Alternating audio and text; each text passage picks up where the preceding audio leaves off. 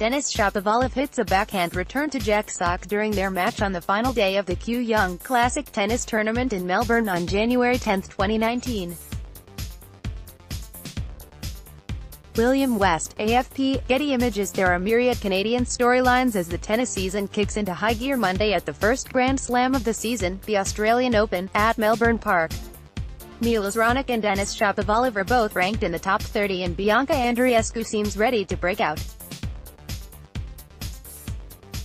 Eugenie Bouchard looks rejuvenated and Gabriela Dabrowski is a threat to win any doubles event she enters. What's great here is that for a change we're not just looking at one or two athletes and crossing our fingers that they continue to advance, said Tennis Canada President and Chief Executive Officer Michael Downey.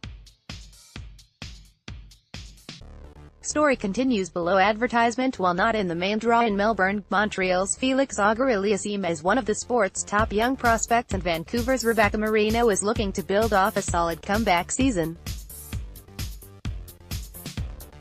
Injured Vancouver player Vasek Pospisil is confident he can get back in the top 50 and Peter Polansky of Thornhill, ONT, is hovering just outside the top 100. At the end of next year, you could have 6, 7, 8 Canadians in the top 100 in singles, Down said. That is knocking on the door of being a leading tennis nation, which is ideally what we want Canadian tennis to be. Raonic, also from Thornhill, is the No. 16 seed in Melbourne and should get a stiff test in his opener against Australian Nick Kyrgios. They have split 6 previous matchups. Shapovalov, from Richmond Hill, ONT, lost his season debut earlier this week in Auckland. The No. 25 seed will open against Pablo Andujar of Spain. Bouchard, the world number 79, received a direct entry into the women's main draw while Andreescu won 3 qualifying matches to get her spot. Both players are coming off impressive showings at the ASB Classic. The 18-year-old Andreescu stunned 2 former world no-ones en route to her first career appearance in a WTA Tour final.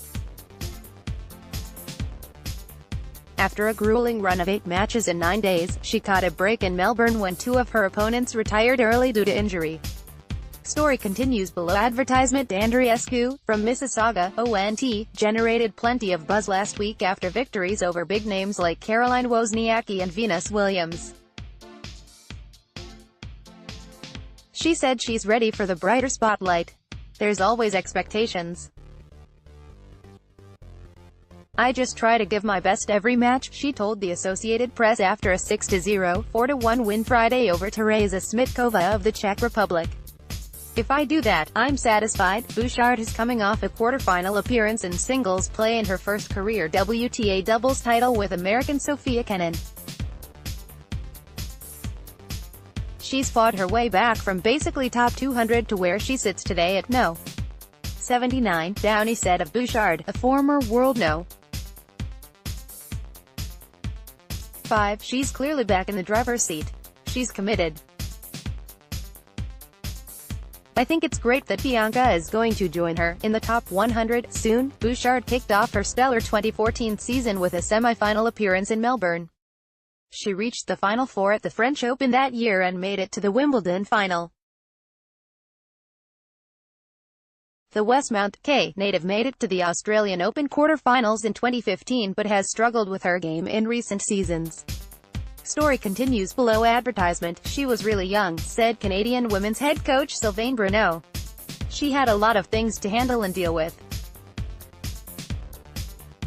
I think she's got experience and more wisdom. She's slowing it down. She's only 24. We need to be careful if someone has a couple of tough seasons, to not count them out because she has all the tools to come back really high in the ranking. Wildcard opponents await both Canadians in the women's draw. Bouchard will take on world number 129, Chua Peng of China, while Andreescu meets 199th ranked American Whitney Oswego. The Australian Open doubles draws have yet to be released. Dabrowski, from Ottawa, won 3 women's doubles titles last season and is ranked 10th in the world. She also won the Australian Open mixed doubles title last year with Croatia's Mate Pavic. Marino lost her first round qualifying match earlier in the week. The 28-year-old returned last season after taking a 5-year break from the sport.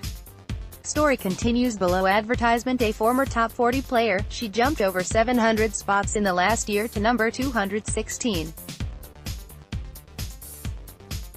"I think she's going to keep progressing in 2019, Bruno said. "I think there is the potential there to have a very beautiful story and we're going to work hard towards it to make it happen."